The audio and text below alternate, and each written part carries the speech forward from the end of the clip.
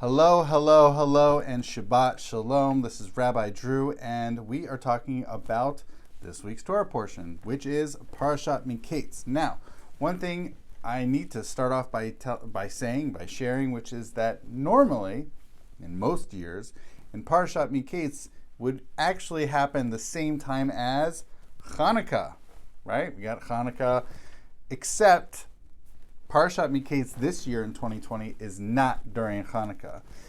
Although I am, just for the sake of disclosure, as you can tell over here, this is I am shooting this on the 6th day of Hanukkah, and you might be watching this while it's the sort of the waning hours of the 8th day of Hanukkah. So there's still a little bit of a Hanukkah flavor, but it is so rare. The last time this happened was 20 years ago. So this is not that often that it happens that Parashat Miketz that occurs not during Hanukkah. So 2020, like so many other things, is anomalous this year when it comes to Miketz and Hanukkah. So I do want to talk about, Hanukkah is one thing, but we're going to focus on Parashat Miketz. So it starts off, I talked a little bit last week in the discussion about dreams. So I covered chapter 41, which is the way this week's Parsha starts. It starts off with chapter 41. And just as a reminder, what was happening then was Jacob is still in the dungeon. At the end of last week's Torah portion, I talked about he was in the dungeon after having explained to both both Pharaoh's baker and to Pharaoh's wine master or drinks master, and he interpreted their dreams, and he interpreted them correctly, which is that the baker was ultimately killed, which was unfortunate for the baker, while the drinks master was elevated and returned to his former station in serving the Pharaoh during Pharaoh's special birthday party. Now, the drinks master said, "I'm going to remember you, Joseph. I will never forget this." And then he does. He totally forgets what Joseph has done for him in interpreting his dreams. But then 2 years go by. This is still, again, chapter 41. 2 years go by. Pharaoh has a pair of dreams. And just like we talked about in last week's Torah portion, these dreams all seem to appear in pairs for whatever reason. And none of the sort of the special, I don't know if they're magicians or wise folks for Pharaoh, the viziers, I don't know what they're called. They're called Khartoumim. I just don't know a good English expression for it. And they can't really give Pharaoh, I don't know if they're not able to figure it out. They don't give him an answer he likes. Not clear. Ultimately, the drinks master remembers, oh, that's right. I remember back when I was locked up in the slammer, there was this guy who interpreted our dreams. So they pull him out. He interprets Pharaoh's dreams, and Pharaoh elevates him. Says, "You don't have to stay in the prison anymore. We'll clean you up. We'll get you a good spot." And that's ultimately what happens, is that Joseph is elevated. They call him Safnat Paneach, sort of this dream interpreter, and he gets elevated into Egyptian, sort of the hierarchy, whatever's going on. So he's there. He has a special place in the Egyptian government under Pharaoh.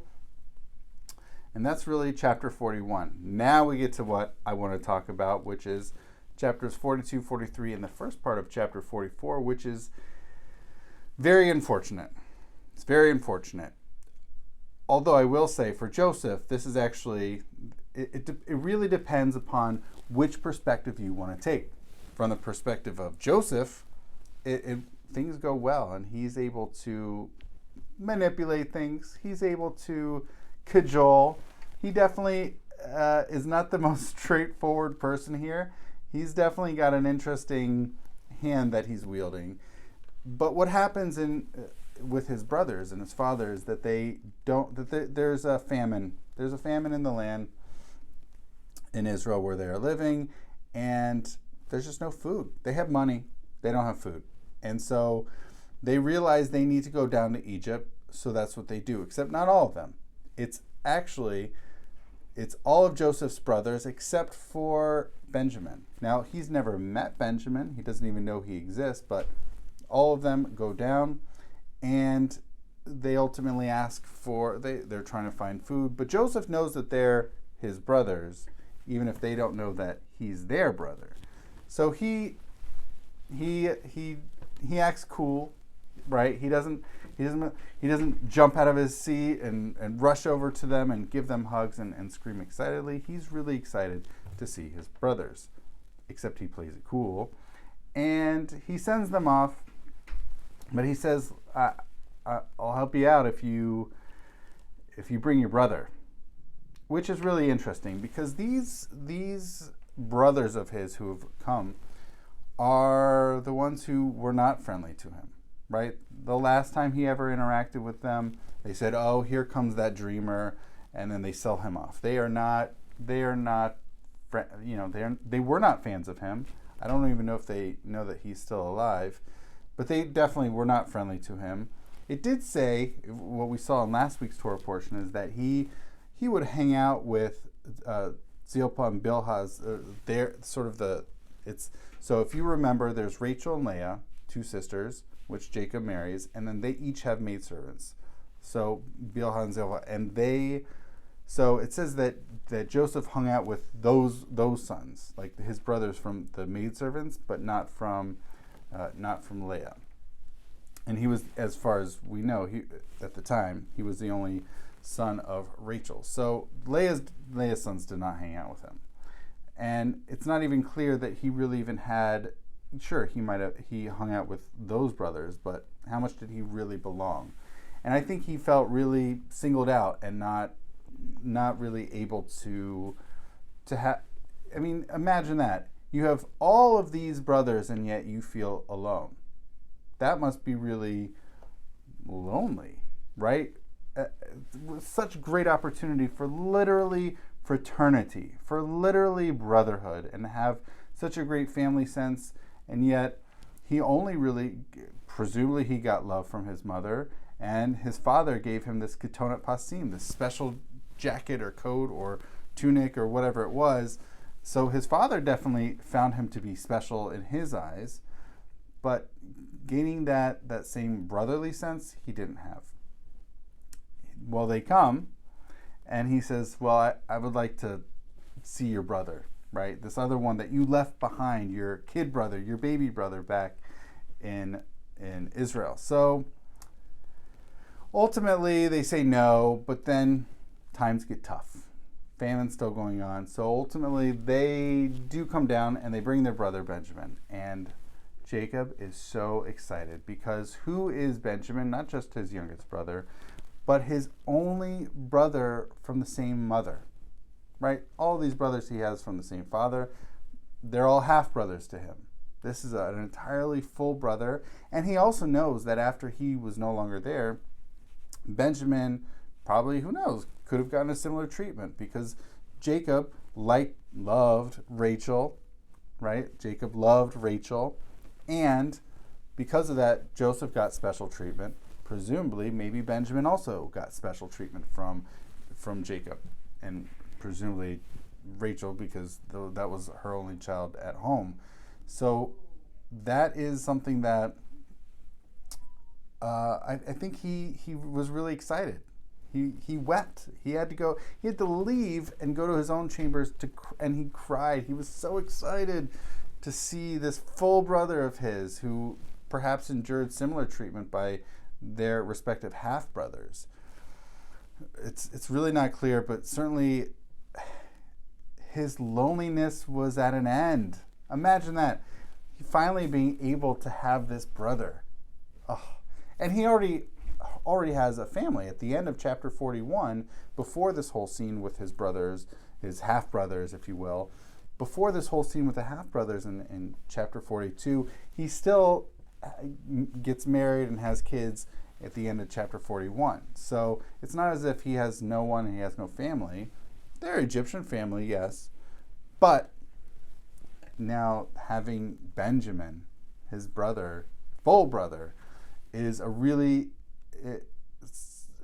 such an incredible, an emotional scene. So he wants to be close to his brother, but he also wants to reconnect with his father because his father treated him well, right? Gave him special treatment, but his father wasn't there, and he wanted to manipulate the situation so that he could be with him as well. So what does he do? Well, he puts a special goblet, a silver goblet, in Benjamin's bag, or has it ordered that a special goblet be put in his bag because they're given lots of, I think, money and good stuff as they travel back and return home. It gets discovered in Benjamin's sack that there is this silver goblet, and they pretend, and I mean, obviously the brothers have no knowledge of that goblet being inserted. They say, we're getting all this stuff, what do we need this stuff for? But they throw Benjamin in jail back in Egypt and say, well, bring your father and then he can come out. It's a clever play by Joseph. It seems fairly tragic for Joseph's half-brothers and the father, but you know what? For Joseph, this is all a game that he's, pulling the strings and manipulating. And that's ultimately what happens is Jacob then is convinced to go down to Egypt, and that's when the ruse sort of comes to an end, and Joseph is able to reconnect with his father and really having these relationships, having a relationship with his father, having a relationship with his only full brother. What an incredible set of sequences. But what stands out to me and really strikes me is thinking about the manipulation going on. It's cleverly and well done by Joseph, and he's also able. It seems like he is not lying, but able to maintain a certain face in front of his half brothers and really play it so that he is able to get what he wants, which is reconnecting with his father and then connecting with his only full brother. And it is really clever the way he's pulling these strings. Very clever. And it's a really interesting lesson or message. We can't just always just hope that things turn out for the best. We can't just assume that. Sometimes it takes work. There's actually a good Hebrew term for this called hishtalut. You have to be endeavoring. You have to endeavor to do things, to make things happen in the world. And that's what Joseph's doing. He once his half-brothers come to him, he knows this is his opportunity. It's literally opportunity is knocking, and he is answering. But he's not too hasty to ruin it, right? He's not letting this opportunity go to waste. He has patience. That's also important here. He has patience. He has savlanut. He's not willing to just let it go. He really taps into this opportunity to reconnect with family. So really interesting stuff going on, especially considering what we've been seeing in recent weeks. So yes, last week we focused on dreams, but there was also the piece earlier on in last week's Torah portion where you do have the sibling rivalry, where the half-brothers are deeply jealous of Joseph's treatment by his father. And we've seen in other chapters, we saw what was going on between Isaac and Esau. Jacob and Esau, there was some drama there, also with Isaac and Ishmael, and also even the sisters of Rachel and Leah, as far as having children, having the ability to connect with Jacob. So there's been a lot of sibling rivalry and a lot of friction between brothers and sisters.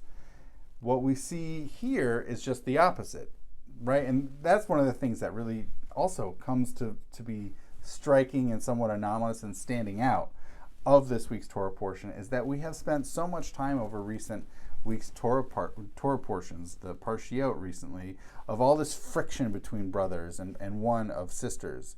Now we don't see friction, but we see coming together, especially coming together after not being able to be together for quite some time. So it's a really fascinating piece to see in this week's Torah portion of these brothers coming together, and also this patience that Joseph employs, as well as not just letting things happen, letting the chips fall where they may, but really seeing things through and being able to work out plans and put things, really make things happen and be reconnected with his family. So really fascinating sense of patience for Joseph after all of this, right? If he was still in prison, he wouldn't have been able to do this, but he had a certain wit and certain intelligence and ability to make sense of Pharaoh's dreams, and ultimately make his